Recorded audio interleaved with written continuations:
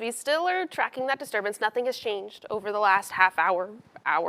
We're waiting on that 2 o'clock update. I do think they'll give it to us a little bit early, maybe a little bit more details related to this area that we're watching. Here's what the blob looks like. That's what I'm going to call it. I've also heard jelly bean referenced with this orange area here. It was trimmed a little bit. They kind of lessened the size of it, but still 40% chance of development over the next 2 and the next 7 days. Moving over the peninsula as we speak, heading out into the Gulf later on today. That's where we could see more development, more organization with this complex here. But how strong will it get? That's the question. It's very dependent on the track. I've already talked about this, but here's another view of that same probability map using the European model. It does have a bullseye here where there's high probability of it becoming a tropical depression. But on the other hand, if you shift to take a look at the probability of it coming or becoming a tropical storm, it's a little bit lower, closer to 30%, but still targeting southern Louisiana, southeastern Louisiana specifically, where for them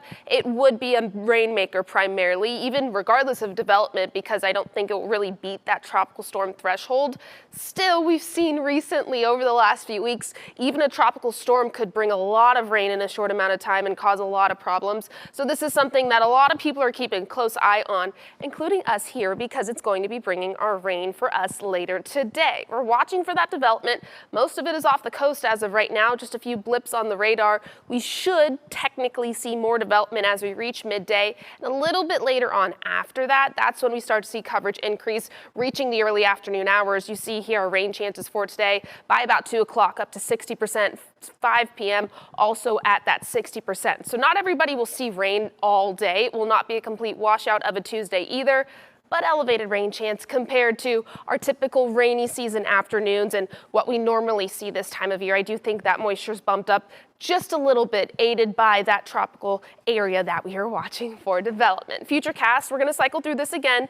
Best coverage would be starting in the afternoon and carrying on to about 5 o'clock, maybe 6, even later on than that. This is 2 o'clock here where you start to see that development moving on over land. We reach 3:30 where that continues. There isn't a lot of variation from each hour update, but it is still showing that coverage looking to be the best north of the Caloosahatchee River, parts of Charlotte County, even DeSoto County as well, where they could see a little bit more of a flooding threat. Not expecting anything super widespread or problematic, but we've gotten a lot of rain in some places over the last few days, and so if things are super saturated, it's something to pay attention to. We reach about 11:30 where most of that coverage is being swept up by the movement of that disturbance that we're watching as it pushes out over into the Gulf, and that's where we'll see most of that coverage go a little bit later tonight. We do have another chance for rain on Wednesday, Thursday. Honestly, the rest of the 7-day forecast, no surprise there, but the highest chances would be the rest of today, tomorrow, and Thursday before we do start to see that coverage dwindle by Friday